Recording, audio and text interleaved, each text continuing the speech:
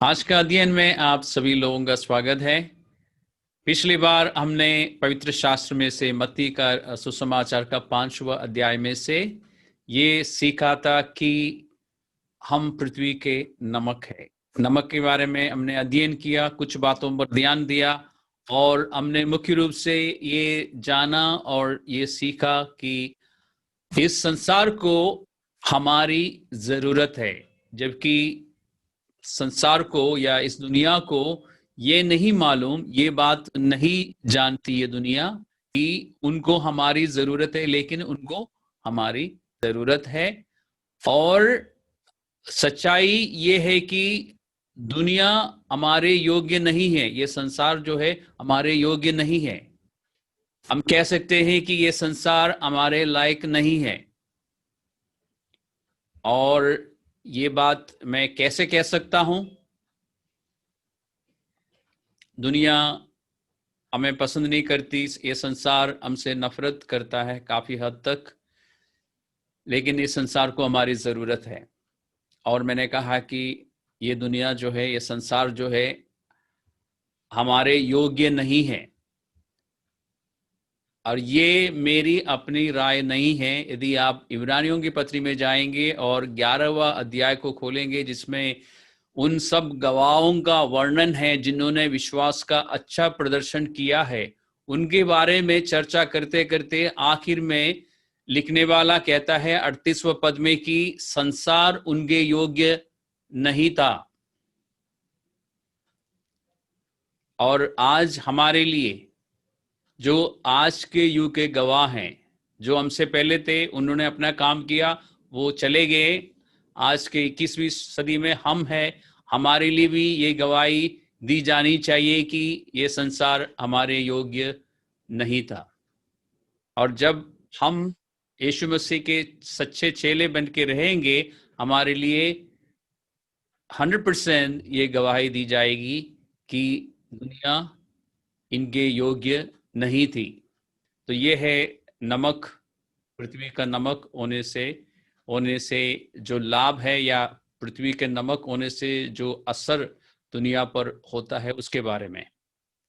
लेकिन यदि नमक का स्वाद बिगड़ जाए, यानी हम जो पृथ्वी के नमक हैं, हमें वो स्वाद ना रहे, या नमकपन खत्म हो जाए या खराब हो जाए, मतलब ये है कि यदि हम जो अभी विश्वासी है और प्लस विश्वासी के साथ साथ चेले भी हैं, चेले का मतलब जो परमेश्वर की मर्जी के अनुसार या परमेश्वर के वचन के अनुसार चलने वाले, आगे चल के यदि हम ऐसा करना बंद करें, यानी परमेश्वर के गुण, परमेश्वर में जो विशेषताएं हैं वो हमें दिखना बंद हो जाए, यानी नमक का स्वाद बिगड़ जाए, तो प्रभु ने कहा कि आमतौर पर ऐसा होता है कि नमक का स्वाद जब बिगड़ जाता है तो वो किसी काम के लिए काम का नहीं होता, तो उससे बाहर फेंक दिया जाता है, सड़कों में डाल दिया जाता है। फिर लोग उस पर चलेंगे और लोगों के द्वारा वो रौंदा जाएगा। तो क्या परमेश्वर चेलों को, जो एक समय चेले थे, एक समय जो बिल्कुल स्वादिष्ट थे, या चेले जो एक समय इस दुनिया के लोगों के जीवन में स्वाद ला रहे थे, जो दुनिया के लोगों को प्रिजर्व कर रहे थे, वो अगर उनका स्वाद अगर या नमकपन खत्म हो जाए, खराब हो जाए, तो क्या परमेश्वर हमें बाहर फेंक देगा और फिर लोगों को हमें रौंदने देगा? परमेश्वर करुणाकारी है, इसलिए मैं विश्वास करता हूं कि ऐसा नहीं होगा। प्रभु ने नमक के बारे में बताया जो बिल्कुल सही है, लेकिन जब हमारी बारी आती है, क्योंकि हम परमेश्वर की संतान भी है, सिर्फ परमेश्वर पर विश्वास करने वाले नहीं, परमेश्वर की संतान है। और संतान होने के कारण इब्रानियों की पत्री में और भी जगहों में है, लेकिन फिलहाल मैं इब्रानियों की पत्री में से बता रहा हूं कि 12वां अध्याय का 6ठा पद में परमेश्वर ने ये कहा है कि क्योंकि प्रभु जिससे प्रेम करता है उसकी ताड़ना भी करता है, और जिसे पुत्र बना लेता है उसको कोड़े भी लगाता है। तो मैं समझता हूं कि ये जो बाहर फेंक दिया जाना और उसके बाद लोगों के द्वारा रौंदा जाना जो है, इस बात को दर्शाता है कि परमेश्वर हमारी ताड़ना करेगा और फिर हमें कोड़े भी लगाएगा, वापस हमें स्वादिष्ट या नमकीन बनाने के लिए। मैं समझता हूं कि ये अच्छी बात है। परमेश्वर हमेशा के लिए हमें बाहर नहीं फेंकता। मैं विश्वास करता हूं कि ये जो बाहर फेंकना और रौंदा जाना जो है, इस बात को, इस प्रक्रिया को दर्शाता है। जैसे कि योना के विषय में हम जानते हैं, योना को परमेश्वर ने एक काम दिया था, लेकिन वो किसी और जगह की ओर भाग रहा था। फिर परमेश्वर ने उसकी ताड़ना की, उसको कहा जाए तो कोड़े भी लगाया, यानी उसको और कुछ समय के लिए उसके साथ परमेश्वर अपने अनुशासन में लाया। और उसका नतीजा ये निकला कि वो फिर तार्शिश गया, वहां जाके प्रचार किया और वहां के लोगों ने मन फिराया। कितना बड़ा काम उसने उसके बाद किया, वो हम जब अंतिम न्याय के विषय में चर्चा करते हैं, अध्ययन करते हैं, तो पता लगता है कि अंतिम न्याय में निनिवे के वे लोग जो उस योना के समय में जीवित थे, जिन्होंने मन फिराया, उन पर परमेश्वर का न्याय नहीं होगा। आप इस बात को जानते हैं। क्यों नहीं होगा? क्योंकि उन लोगों ने मन फिराया। उन लोगों ने मन क्यों फिराया? क्योंकि योना ने प्रचार किया। योना ने प्रचार क्यों किया? क्योंकि उसकी ताड़ना हुई थी, नहीं तो वो तार्शिश में घूम रहे होते उस समय। ताड़ना किस प्रकार से हुई, उस पर कोड़े कैसे पड़े, आप जानते हैं, इसलिए मैं उस पर नहीं जा रहा हूं। दूसरा उदाहरण है जिसको हम उड़ा पुत्र कहते हैं, जो कि लूका का सुसमाचार का 15वां अध्याय में है। उस उड़ा पुत्र के बारे में हम जानते हैं कि उसके पिता ने उसको अपनी मनमानी करने दिया। जब वो अपने लालसा में आके या अपने लालच में आके जो भी करना चाहा, तो शुरुआत में पिता ने उसको छूट दी और वो निकल गया अपने जायदाद वगैरह लेके, फिर पूरा पैसा उड़ा दिया। उसके बाद अकाल पड़ा और उसको भूखा और नंगा और प्यासा रहना पड़ा। और फिर पवित्र शास्त्र में लिखा है कि जब वो अपने आपे में आया तो पिता के पास लौट कर आया, तब पिता ने उसको फिर से नमकीन बनाया। और इसी तरह हम भी, अगर हमारा नमकपन या हमारा स्वाद खत्म नहीं होता, बिगड़ जाता है इस संसार से मिलने के, या इस संसार के लोगों से, इस संसार के तौर तरीकों को जब हम अपनाने लगते हैं, तो हमारा स्वाद बिगड़ जाता है और लोगों पर असर करने के बजाय लोग हम पर असर करने लग जाते हैं। उस समय परमेश्वर भी हमें कुछ समय के लिए फिर हमारे अपने राह में चलने देते हैं। उसके बाद परमेश्वर हमें वापस लेके आता है। कैसे ले आता है? हमारी ताड़ना होती है, हमारे जीवन में डिसिप्लिन परमेश्वर की ओर से आता है, और फिर हम पर कोड़े भी पड़ते हैं, और उसके बाद हम नमकीन हो जाते हैं। इसलिए खुशखबरी यह है कि परमेश्वर हमें फिर से नमकीन बना सकता है। तो ये अच्छी बात है ना कि परमेश्वर ऐसा करता है। और ये सिर्फ विश्वासियों के, चेलों के बारे में ही नहीं, ये चर्चेस के लिए भी लागू है। क्योंकि रेवलेशन की पुस्तक में, प्रकाशित वाक्य में, एफेसस की चर्च को, एफेसस की कलीसिया को लिखते हुए यीशु मसीह ने कहा कि मैं तुम्हारे दीवटों को हटाऊंगा अगर तुम मन ना फिराए तो। उनको मन फिराने का समय दिया, उस समय तक वो मन फिराते हैं, तो परमेश्वर ने नहीं कहा कि मैं दीवटों को हटाऊंगा। दीवटों को हटाने का मतलब है कि तुम मेरे प्रतिनिधि नहीं होंगे, यानी जिस जगह पे तुम हो वहां पर तुम मेरे लिए काम नहीं कर सकोगे। यानी मेरे प्रतिनिधि बन के, मेरे रिप्रेजेंटेटिव बन के लोग तुम्हें मेरे चेलों के नाम से नहीं जानेंगे उस समय के बाद, वो समय जब खत्म होगा। और हिस्ट्री जो है, इतिहास इस बात का गवाह है कि आज एफेसस में कलीसिया नहीं है। और मेरे एस्टिमेट में, मेरे ख्याल, पहली शताब्दी के सबसे महान कलीसिया वो थी, क्योंकि चर्च एज का कलीसिया के सबसे महत्वपूर्ण रेवलेशन जो है, उस कलीसिया पर परमेश्वर ने सबसे पहले प्रकट किया था। चर्च के बारे में सबसे बड़ा और सबसे महत्वपूर्ण रेवलेशन, इसलिए मैं कहता हूं कि सबसे महान कलीसिया थी। लेकिन आज वो कलीसिया वहां है नहीं, क्योंकि जैसे प्रभु ने चेतावनी दी थी, प्रभु ने दीवटों को हटा दिया। ओके, और आज भी ऐसी कलीसियाएं हैं 21वीं शताब्दी में जो एक समय बहुत ही अच्छी कलीसिया थी, एक समय बहुत ही नमकीन कलीसिया थी और परमेश्वर के लिए बहुत अच्छा काम करने वाली कलीसिया थी। और आज हम उन कलीसियाओं को ऐसा भी देखते हैं कि पहले की तरह इफिसुस को कलीसिया को परमेश्वर ने ऐसा क्यों कहा, कारण बताया था कि तुम में पहला जैसा प्रेम नहीं रहा। और आज बहुत सारी कलीसियाएं ऐसी हैं जो एक समय में परमेश्वर के लिए बहुत जील रखने वाली कलीसिया थी, परमेश्वर के लिए बहुत जोश और प्यार रखने वाली कलीसिया, जो आज मंदी हो गई है और उनमें परमेश्वर के प्रति प्यार नहीं है, उसमें हर काम हर तरह के गुनाह के लिए छूट है, सिर्फ कुर्सियां बढ़ जानी चाहिए, लोग ज्यादा होना चाहिए। तो उन चर्चेस को भी परमेश्वर कोशिश करता है, समय देता है, ताड़ना करता है, कोड़े भी लग जाते हैं, और उसके बाद अगर उन्होंने मन फिराया तो अच्छी बात है, नहीं तो फिर क्या होगा, वो बाहर ही रहेंगे, यानी परमेश्वर कहेगा कि तुम मेरे प्रतिनिधि नहीं होंगे। हमें इन सब बातों को जानने के बाद हमें अपने जीवन के बारे में क्या देखना है कि क्या हम इस संसार में रह के इस दुनिया के लोगों पर असर कर रहे हैं। अगर कर रहे हैं तो फिर आगे हमें ज्यादा सोचने की जरूरत नहीं है, हम ठीक चल रहे हैं, ठीक जा रहे हैं। यदि ऐसा नहीं है तो फिर हमें अपने जीवन पर थोड़ा सा ध्यान देने की जरूरत है और वचन के अनुसार फिर से प्रभु को इजाजत देना चाहिए, परमेश्वर से अनुग्रह मांगना चाहिए ताकि हम पर ताड़ना और कोड़े ना पड़े, हम अब वैसे सुधर जाए और नमकीन हो जाए और दुनिया पर हम असर करना शुरू करें, यानी फिर से हम नमकीन हो जाए और नमक वाला काम इस संसार में रह के करें।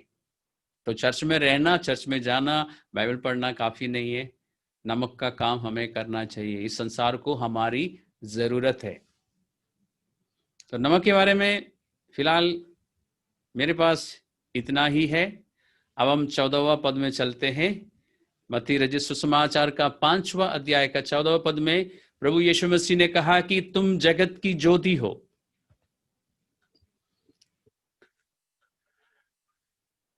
मत्ती 5 का 14, तुम जगत की ज्योति हो, जो नगर पहाड़ पर बसा हुआ है वह छिप नहीं सकता, और लोग दिया जलाकर पैमाने के नीचे नहीं परंतु दीवट पर रखते हैं, तब उससे घर के सब लोगों को प्रकाश पहुंचता है। उसी प्रकार तुम्हारा उजियाला, ये 16वां पद है, उसी प्रकार तुम्हारा उजियाला मनुष्यों के सामने चमके कि वे तुम्हारे भले कामों को देखकर तुम्हारे पिता की जो स्वर्ग में है बड़ाई करे। पहले प्रभु ने कहा था कि तुम पृथ्वी के नमक हो, उसके बाद अब प्रभु कहता है कि तुम जगत की ज्योति हो। ज्योति, जिस तरह हमने नमक के बारे में सीखा था ना कि नमक बहुत ही कीमती चीज और बहुत ही मूल्यवान चीज थी, उसी तरह अगर मैं आपको कहूं कि ज्योति भी, प्रकाश भी बहुत ही मूल्यवान है, तो आपको एकदम नहीं समझ आएगा, क्योंकि 21वीं सदी में रहने वाले हम लोग और विशेष करके शहरों में रहने वाले हम सबको लाइट की कीमत या लाइट का जो वैल्यू है, मूल्य जो है नहीं पता लगता, क्योंकि हमारे घरों में इलेक्ट्रिसिटी है, लाइट है, और दिन में भी लाइट है, और रात को दिन में अगर एक्स्ट्रा लाइट चाहिए तो है, नहीं तो सूरज की रोशनी है। और रात को जैसे ही सूरज डालना शुरू हो जाता है, हम अपने लाइट जलाते हैं घर के अंदर, और घर के बाहर शहर होने के कारण स्ट्रीट लाइट्स हैं, तो किसी भी तरह हमारा कोई भी काम में कोई भी असर नहीं पड़ता सूरज की रोशनी ना होने से। लेकिन 2000 साल पहले ऐसा नहीं था, सूरज ढलते ही सब कुछ बदल जाता था, सारे काम बंद हो जाते थे। लोग दिया जलाते थे घर के अंदर, छोटा सा मिट्टी से बना हुआ, जैसे दिवाली के समय में छोटे छोटे दिए आते हैं, उससे भी थोड़ा सा बड़ा साइज में सॉसर के शेप में जो दिया बन के आते थे, उसमें लोग तेल डाल के दिया जला के, और अपने घर के कमरे में, शायद ड्राइंग रूम में एक रखते होंगे, एक किचन में रखते होंगे, मुझे नहीं पता, सारे कमरों में नहीं होती थी लाइट। और फिर उसमें वो ज्यादा से ज्यादा क्या कर सकते हैं, खाना पका सकते हैं, खाना खा सकते हैं, उसके बाद हाथ धो के सो सकते हैं।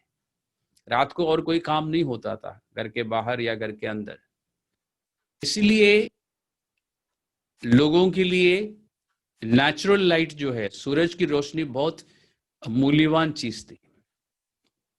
रात होने से सिर्फ ये नहीं कि काम रुक जाता था, अगर आप दिल्ली के शहर के बाहर जाएंगे, किसी गांव वाले इलाके में जाएंगे, तो आपको पता चलेगा रात जब हो जाती है, अगर खास करके अगर केरला जैसी जगह हो जहां पे दिन में हरियाली है, खूबसूरत है, अच्छा लगता है, लेकिन उसी हरियाली की वजह से रात को अंधेरा ज्यादा होता है।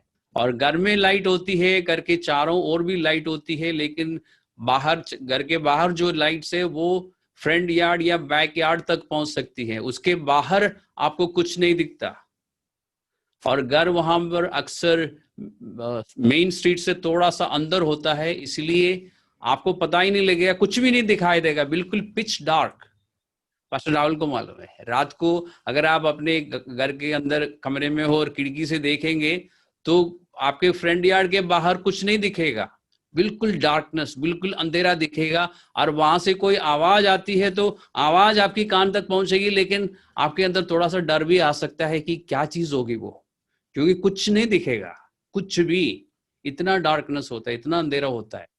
अब इमेजिन कीजिए 2000 साल पहले जब इलेक्ट्रिसिटी भी नहीं होती थी, छोटे छोटे दिया जला के कमरे के अंदर रखते थे, उसको बुझा के सोते थे, तो कमरे के अंदर भी इतना अंधकार होता है कि अगर आप अपना हाथ उठाए तो आपको दिखाई नहीं देगा, उसके लिए पहले उठ के वो दिया जलाना होगा। उस समय देखिए ज्योति जो है या प्रकाश जो है कितना मूल्यवान उनके लिए रहा। और प्रभु ने कहा कि तुम जगत की ज्योति हो। और शायद इसी कारण लोग उस जमाने से लेके सूरज और चांद की पूजा करने लगे होंगे, क्योंकि उनको उनके लिए रोशनी के एकमात्र सोर्स सूरज था, और रात को चांद से कभी रोशनी मिलती थी। ये मैं आपको स्पिरिचुअल रीजन नहीं बता रहा हूं पूजा, सूरज की और चांद की पूजा करने की, ये सोशियोलॉजिकल रीजन बता रहा हूं आपको। ये है लाइट। जब यीशु मसीह ने उस जमाने में 2000 साल पहले उनको कहा कि तुम जगत की ज्योति हो, उन चेलों को ये बात समझ आई होगी, क्योंकि उनको मालूम था कि लाइट क्या होती है, लाइट का मूल्य क्या है, वैल्यू क्या है, उनको मालूम था।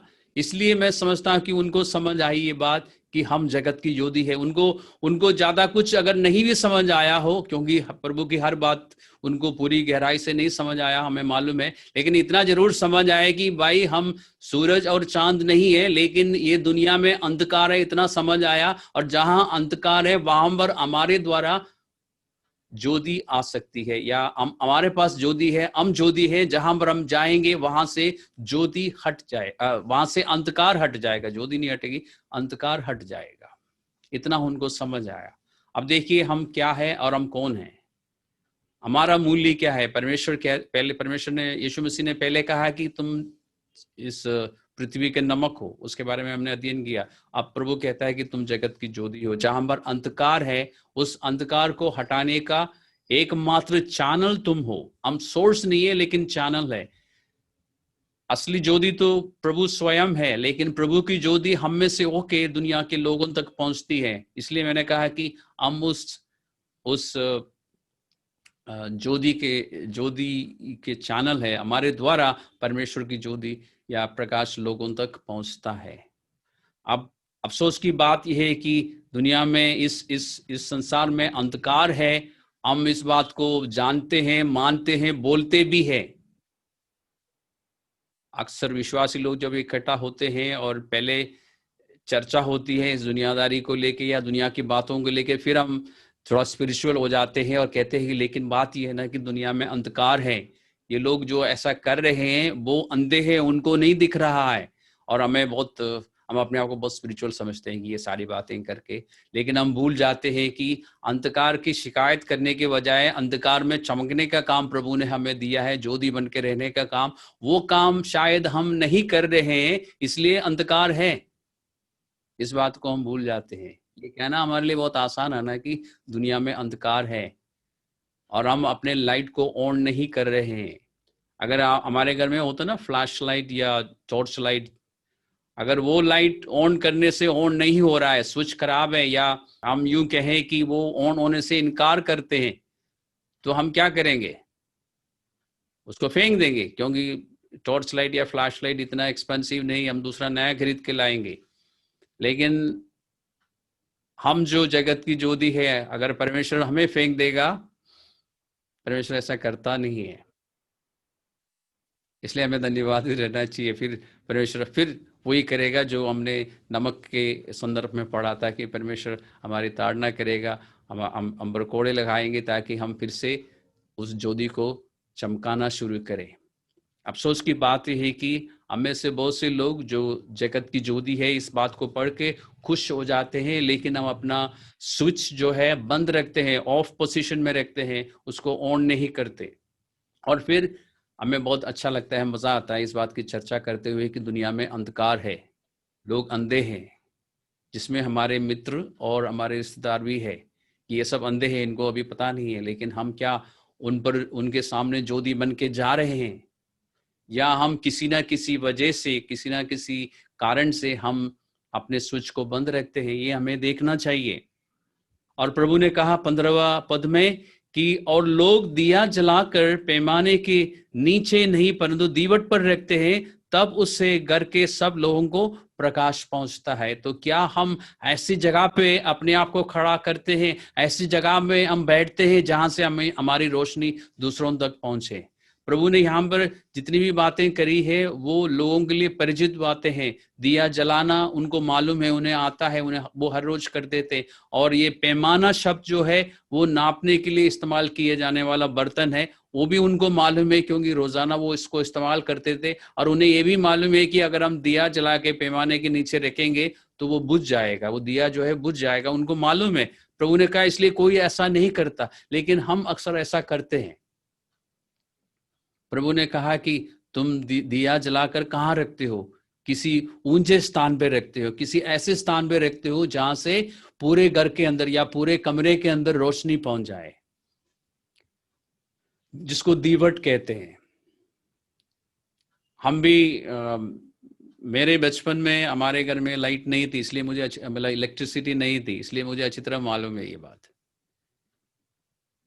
हमारा घर से दूसरा घर से हमारा घर तक शायद आधा किलोमीटर से भी ज्यादा दूर था, और उनके घर से हमारे घर तक लाइन खींचने के लिए बीच में 2 पोस्ट, इलेक्ट्रिक पोस्ट डालना है जो उनकी प्रॉपर्टी में है। इसलिए जब तक वो परमिशन नहीं देते, इलेक्ट्रिसिटी बोर्ड हमें कनेक्शन नहीं दे सकता था। और फाइनली हमारे पड़ोसी ने परमिशन दिया, तो तब उनकी प्रॉपर्टी में 2 खंबे लगे इलेक्ट्रिसिटी का, प्लस उनके पेड़ों में से कुछ ब्रांचेस को काट के हटाना पड़ा जहां से वो लाइन आएगा। ये सब करने के बाद हमारे घर पे इलेक्ट्रिसिटी कनेक्शन मिला। तो उस समय तक हम भी दिया जलाते थे, इसलिए मुझे पता है इस चीज को मैं बेटर समझ सकता हूँ। हम भी ऊंचे स्थान पे रखते थे ताकि लाइट हर जगह फैले और हर जगह हर चीज हमें दिखाई दे। तो ऐसा हम करते हैं क्या, या हम पैमाने के नीचे छुप जाते हैं, अपनी रोशनी को छुपाते फिरते हैं, या फिर हम अपनी रोशनी को चमकने देते हैं? कई बार डर के कारण, कई बार अपने चीजों को बचाने के इसमें हम दूसरों को वो प्रकाश देखने नहीं देते, या हम नहीं चाहते हैं कि लोगों को पता चले कि हम मसीही हैं। हम उस बात को कई बार छुपाते हैं, चाहे उसमें अपनी सुरक्षा हो या अपने प्रॉपर्टी की सुरक्षा हो, कुछ भी रीजन लेके। लेकिन प्रभु ने क्या कहा, जो शहर पहाड़ पर है वो छिप नहीं सकता। अगर हम छेले हैं तो दूसरे लोगों को पता चलेगा, अगर हम सिर्फ विश्वासी हैं तो किसी को नहीं पता चलेगा। यदि हम छेले हैं तो सबको पता चलेगा। जो ज्योति की तलाश में है, जो परमेश्वर की खोज कर रहे हैं, उनको भी पता चलेगा, और जो चेलों की खोज कर रहे हैं, उन्हें सताने के लिए, उन पर उपद्रव लाने के लिए, उनको भी पता चलेगा। हम छिप नहीं सकते। हाँ, यदि हम सिर्फ विश्वासी है तो हम छिप सकते हैं, यदि हम चेले हैं तो छिप नहीं सकते। हम पकड़ में आएंगे, मतलब हम पकड़े जाएंगे। यानी जो हमारी खोज तलाश में है कि हमें ऐसा कोई व्यक्ति मिल जाए जो हमें शांति का रास्ता बताए, हमें मुक्ति का रास्ता बताए, वो भी हम तक पहुंचाएंगे या हम उन तक पहुंचाएंगे। और जो इस खोज में है कि कौन यहाँ में मसीह है जिनको हम सता सके, वो भी हम तक पहुंच जाएंगे। हम छिप नहीं सकते। इसलिए छिपने की कोशिश ना करें। मतलब अगर हम चेले हैं तो मान के चलिए कि हम छिप नहीं सकते, अगर विश्वासी हैं तो हम छिप सकते हैं। और इसके बाद 16वें पद में प्रभु ने कहा कि उसी प्रकार तुम्हारा उजियाला मनुष्यों के सामने चमके, कि वे तुम्हारे भले कामों को देखकर तुम्हारे पिता की जो स्वर्ग में है बड़ाई करें। मैंने आपको पहले भी बताया कि हम ही एकमात्र चैनल है जिसके द्वारा ज्योति या प्रकाश लोगों तक पहुंच सकता है। परमेश्वर जो स्वयं ज्योति है, परमेश्वर की वो ज्योति हम में से होकर दूसरों तक पहुंच सकती है। हम ही एकमात्र चैनल है, और कोई है नहीं। और फिलहाल हमें ऐसा सोचना चाहिए कि जितने लोग अभी इस ऑनलाइन में हैं, हम ही है, बाकी सबको भूल जाए, बाकी सब डिसाइपल्स को भूल जाए आप।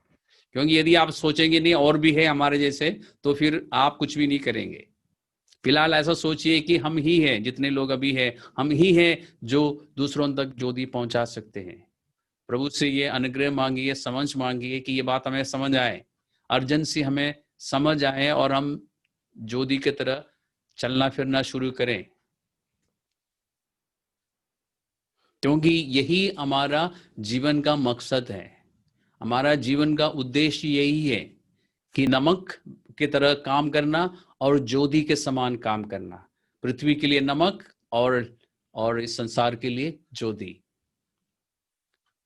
और ये काम हम ऐसा कैसे करेंगे? सुसमाचार सुना के, बीमारों के लिए प्रार्थना करके, और दुष्ट आत्माओं को निकाल के, और जो लोग हमसे प्रार्थना के लिए रिक्वेस्ट करते हैं उनके लिए प्रार्थना करके, यानी प्रचार करके, वचन सिखा के और चंगाई दे के दुष्ट आत्माओं को निकालते हुए ये काम हम करेंगे। लेकिन वो सिर्फ एक पहलू है, एक और पहलू है जिस पर ध्यान नहीं दिया जाता। हम एक सच्चा चेला बनकर, यानी परमेश्वर के वचन के अनुसार जिएंगे। यानी परमेश्वर के गुण जो है, परमेश्वर का प्यार, परमेश्वर की शांति और परमेश्वर में जितनी भी विशेषताएं पाई जाती है, वो सब कुछ हमारे जीवन में दिखना शुरू हो जाना चाहिए। यानी हमारा जीवन ऐसा होना चाहिए कि लोगों को परमेश्वर हमें दिखे। तो एक तरफ हम परमेश्वर के काम करेंगे, दूसरी तरफ परमेश्वर के वचन के अनुसार जिएंगे, दोनों एक साथ होते रहेंगे। और ऐसा करके हम आज के युग में, आज की पीढ़ी पर असर कर सकेंगे। और जब हम ये दोनों तरह के काम करेंगे, यानी परमेश्वर के बारे में बताना, लोगों के लिए प्रार्थना करना, चंगाई के लिए प्रार्थना करना, सुसमाचार सुनाना, दुष्ट आत्माओं को निकालना, और फिर वचन के अनुसार, यानी जिस तरह रोमियो की पत्री का 8वां अध्याय में लिखा है कि परमेश्वर का ये उद्देश्य है कि हम उसके पुत्र के समान बन जाए। पुत्र में जो गुण है हम में हो, तब हमारे लिए ये कहा जाएगा कि हमारे द्वारा अच्छे काम हो रहे हैं, यानी भले काम हो रहे हैं। और उन कामों को देखने के बाद लोग क्या करेंगे? परमेश्वर की बड़ाई करेंगे, परमेश्वर की महिमा करेंगे। जब चेले काम करते हैं, चेलों के कामों से और उनके जीवन से परमेश्वर की महिमा होती है। और इन कामों से हमारी महिमा नहीं होगी या हमारी प्रशंसा नहीं होगी। अगर हमारी प्रशंसा हो रही है तो थोड़ा सा हमें सतर्क रहना चाहिए, क्योंकि हो सकता है कि परमेश्वर के काम ठीक से नहीं हो रहा हो। अगर हम परमेश्वर के लिए जी रहे हैं, अगर हम सही रीति से नमक हैं और सही रीति से ज्योति के काम हमारे द्वारा अगर हो रहा है, तो परमेश्वर की महिमा होगी, लोग परमेश्वर की बड़ाई करेंगे। और जब ये सब कुछ होगा तो प्रभु ने इसी अध्याय में 11वां और 12वां पदों में हमें एक चेतावनी भी दी कि सताव होगा, लोग तुम्हें सताएंगे। और थोड़ी देर पहले मैंने आपको कहा ना कि अगर हम चेले बन के जी रहे हैं, यानी यदि हम पहाड़ पर हैं, ऊंचे स्थान पर हैं, तो सबको दिखाई देगा, हम सबको दिखाई देंगे, हम छिप नहीं सकेंगे। अगर हम परमेश्वर के लिए, अगर हम सच्चे चेले बन के जिएंगे, नमक और ज्योति बन के रहेंगे, तो सब हमें देखेंगे। और मैंने कहा कि जो सताने के लिए निकले हुए वो भी हमें देखेंगे, हम उससे बच नहीं सकेंगे। शताब को हम अपने आप आकर्षित करेंगे हमारी ओर, लेकिन उस डर से हम जी नहीं सकते। आखिर में एक पद पर हम ध्यान करेंगे। इन सब बातों को सुनने के और जानने के बाद यूहन्ना का सुसमाचार का पहला अध्याय में यीशु मसीह के लिए लिखा है कि यीशु मसीह के बारे में पवित्र आत्मा ये बताता है कि उसमें जीवन था और वो जीवन मनुष्यों का या मनुष्यों के लिए प्रकाश था या मनुष्यों की ज्योति थी। 1 मिनट में भी खोलता हूं उस बाइबल को। अभी मैंने जो बताया वो मेरा अपना ट्रांसलेशन है। अभी हिंदी में बाइबल में कैसे ट्रांसलेशन में देखता हूं, हम सब देखते हैं। पहला अध्याय यूहन्ना का 4 पद में, उसमें जीवन था और वह जीवन मनुष्यों की ज्योति था। ज्योति अंधकार में चमकती है और अंधकार ने उससे, यहां लिखा है ग्रहण नहीं किया, लेकिन अगर आप फुटनोट में जाएंगे उसमें लिखा है कि वो अंधकार जो है उस पर जयवंत नहीं हुआ, यानी अंधकार उसको हरा नहीं सका, उस ज्योति को हरा नहीं सका, उस पर प्रबल नहीं हो सका। ये यीशु मसीह के लिए लिखा है। और यीशु मसीह जगत की ज्योति है, ज्योति बन के आया था और फिर वो हमारे लिए भी कहा कि तुम जगत की ज्योति हो। और जिस तरह यीशु मसीह को वो या यीशु मसीह पर जो ज्योति था वो इस ये दुनिया या इस दुनिया का अंधकार जो है हावी नहीं हो सका, वैसे हम पर भी वो हावी नहीं हो सकेगा। यानी ये दुनिया हमारी ज्योति को बुझा नहीं सकती, लेकिन हम खुद उसको छुपा सकते हैं, उसको किसी बर्तन के अंदर रख सकते हैं कहने के लिए, यानी हम उसको ऑफ रख सकते हैं। लेकिन दुनिया की कोई ताकत, कोई भी दुष्ट आत्मा, शैतान खुद हमारी उस ज्योति को बुझा नहीं सकता। हम खुद उसको ऑफ रख सकते हैं। और ये ज्योति में क्या है विशेषता, जैसे हमने यीशु मसीह के लिए पढ़ा कि उसमें जीवन था और वो जीवन मनुष्यों की ज्योति था। तो जब यीशु मसीह ने ये कहा ना कि हम पृथ्वी के नमक और जगत की ज्योति है, तो प्रभु का कहने का मतलब ये है कि लोगों को सही जीवन हमारे द्वारा मिलेगा, यानी अनंत जीवन का रास्ता हम दिखा सकते हैं, अनंत जीवन का सुसमाचार हम उनको बता सकते हैं, अनंत जीवन की ओर हम उनको ले जा सकते हैं। अंधकार में हम रोशनी बन के उनको रास्ता दिखाएंगे।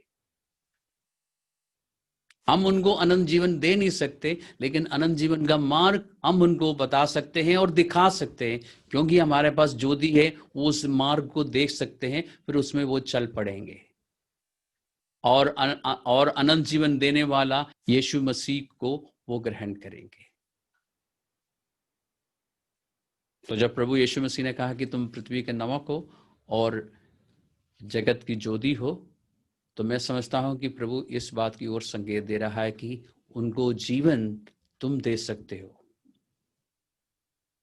उनके जीवन को तुम बचा के रख सकते हो, अनंत जीवन की ओर तुम उनको बढ़ा सकते हो। तो यह है यीशु मसीह के चेले।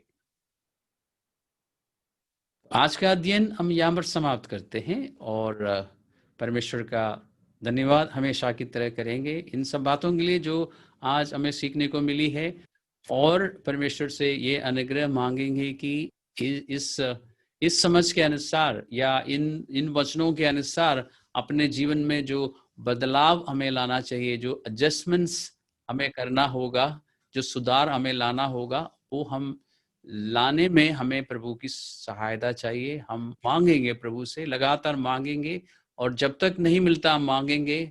और मैं समझता हूं कि हम जगत की ज्योति का काम ठीक रीति से कर पाएंगे, और नमक जो पृथ्वी के हम नमक हैं, उस नमक का काम हम ठीक तरह से कर पाएंगे।